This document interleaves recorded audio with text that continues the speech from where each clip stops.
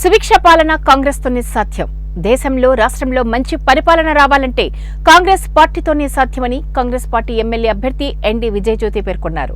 బద్వేల్లో నిర్వహించిన విలేకరుల సమావేశంలో విజయజ్యోతి మాట్లాడుతూ రాష్ట్రంలో రాజశేఖర రెడ్డి అందించిన పరిపాలన మరలా రావాలంటే ఆమె కూతురిన షర్మిలతోనే సాధ్యమని, పేద బడుగు బలహీన వర్గాలకు కాంగ్రెస్ పార్టీ అండగా ఉంటుందని, సంక్షేమం అభివృద్ధి జరగాలంటే కాంగ్రెస్ పార్టీ వల్లనే అవుతుందని, నిరుద్యోగ సమస్య పోవాలంటే కాంగ్రెస్ పార్టీ అధికారంలోకి రావాలని ఆమె పేర్కొన్నారు. కాంగ్రెస్ పార్టీ వల్ల ఎవరు ఎలాంటి నష్టపోయేది ఉండదు. ఇక్కడ హిందువులు, ముస్లిమ్స్, క్రిస్టియన్స్ అని తేడా ఉండదు.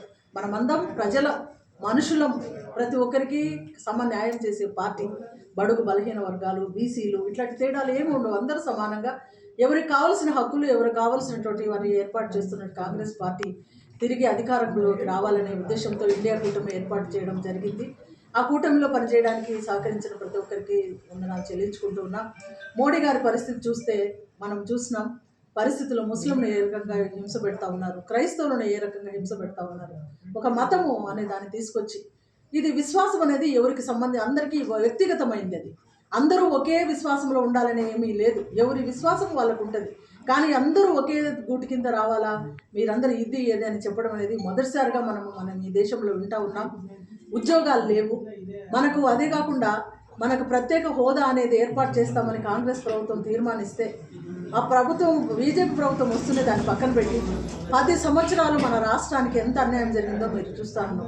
తర్వాత చంద్రబాబు గారు నాయకత్వంలోకి వచ్చిన తర్వాత ప్రత్యేక హోదా కోసం అడిగినా అది చేయలేదు.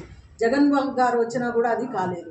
ఇప్పుడు మనకు కావాలా, ప్రత్యేక హోదా కావాలంటే, నిరుద్యోగ సమస్య తీరాలంటే మనకు ముఖ్యంగా కాంగ్రెస్ ప్రభుత్వమే అధికారంలోకి రావాలి. ఇది ప్రతి ఒక్క ఓటరు, ప్రతి ఒక్కరు గుర్తించాల్సిన విషయం. మనము ఎన్ని చేసినా కూడా, ఎంత కష్టపడినా కూడా మన పిల్లల భవిష్యత్తు అనేది ఏ రకంగా ఉంటుంది అనేది మనం అసలు అయోమయంగా ఉంది. కాబట్టి ఇటువంటి పరిస్థితుల్లో కాంగ్రెస్ పార్టీని అధికారం రావాలని మీ అందరికీ తెలియజేసుకుంటూ ఉన్నాం. ఎంతమంది ఇప్పుడు ఎన్ని ధరలు పెరిగిపోయినాయి, అసలు ఏమన్నా కొనడానికి కూడా లేకుండా పోయింది. ప్రతి ఒక్కటి ఖర్చులు మనపైనే వేస్తూ ఉన్నారు. మన దగ్గరే ఏదో బ్రతుకుదామంటే ఆ బ్రతుకు తెరువులో నుంచే డబ్బులు తీసుకొని ట్యాక్సుల రూపంలో చేస్తూ ఉన్నారు. ధరలు ప్రతి ఒక్కటి పెరిగిపోయినాయి. అందుకనే ధరలు పెరిగిపోయినాయనే కాంగ్రెస్ ప్రభుత్వం ఇప్పుడు ఇచ్చిన 10 గ్యారెంటీలలో 13,500 రూపాయలు నెల ప్రతి మహిళ కుటుంబం, ప్రతి మహిళ పేరుత పడేటట్టు చేస్తూ ఉన్నారు. అదేవిధంగా పెన్షన్లు ఒకరికి కాదు, ప్రతి ఒక్కరికి, ఇంట్లో ఉన్న ప్రతి ఎవరైతే అర్హులై ఉంటారో వాళ్ళందరికీ 4,000 రూపాయల పెన్షన్, వికలాంగులకైతే 6,000 రూపాయల పెన్షన్. తర్వాత ఉద్యోగాలు లేక ఇబ్బంది పడుతున్నారు కాబట్టి మన రాష్ట్రంలో అయితే 2,25,000 మందికి ఉద్యోగాలు ఇమీడియట్గా ఏర్పాటు చేయడానికి, మళ్ళీ ఇల్లు కట్టించుకోవడానికి. ఇల్లు ఏంటి, మామూలుగా 1 సెంట్లో గత ప్రభుత్వం ఇల్లు అన్నారు, అది అగ్గిపెట్టేలాగా ఉంది. ఒక చెయ్యి ఒక కాలు.